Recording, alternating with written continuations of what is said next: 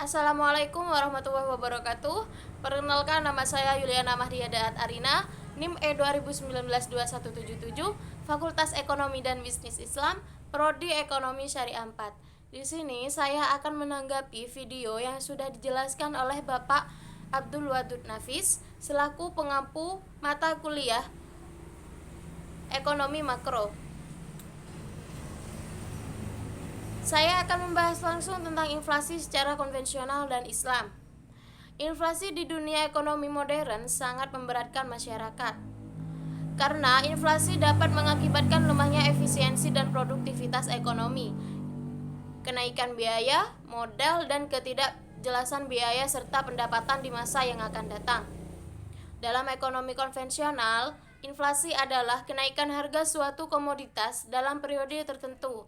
Sedangkan dalam teori inflasi Islam adalah, meskipun sebagian kalangan mengatakan bahwa Islam tidak mengenali inflasi karena mata uang yang digunakan adalah dinar dan dirham yang stabil, penurunan nilai mata uang mungkin masih terjadi ketika nilai emas yang menopang nilai dinar itu mengalami penurunan.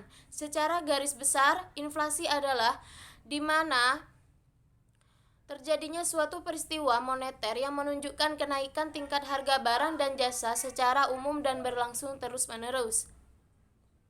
Inflasi menyebabkan turunnya nilai mata uang, sebab dengan nilai mata uang yang sama akan mendapat jumlah barang dan jasa yang lebih sedikit dibandingkan dengan keadaan sebelum terjadi inflasi. Dikatakan terjadi inflasi yaitu karena pertama, kenaikan harga.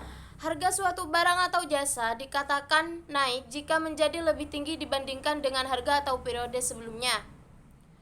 Misalnya, sekarang ini harga cabai menjadi naik karena musim hujan yang menyebabkan cabai sebelum dipanen busuk. Otomatis, kuantitas cabai menurun.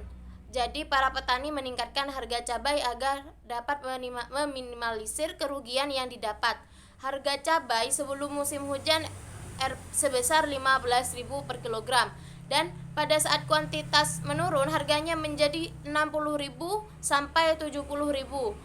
Yang kedua, bersifat umum.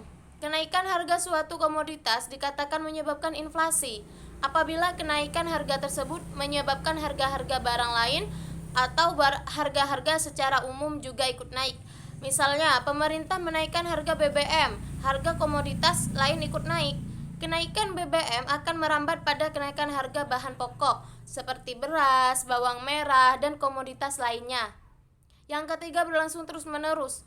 Bukan berarti dua komponen di atas menyebabkan inflasi jika hanya terjadi sementara atau sesaat. Inflasi terjadi karena berlangsung secara terus-menerus atau musiman. Misal, harga cabai di atas naik karena musim penghujan. Jika sudah memasuki musim kemarau, harga cabai akan turun sebab kuantitas yang dihasilkan meningkat. Dampak yang ditimbulkan oleh inflasi adalah inflasi berakibat buruk pada perekonomian karena inflasi menyebabkan menurunnya tingkat kesejahteraan masyarakat, menurunnya efisiensi ekonomi, dapat mengakibatkan redistribusi pendapatan di antara anggota masyarakat, menyebabkan perubahan output dan kesempatan kerja dalam masyarakat, menyebabkan terjadinya PHK.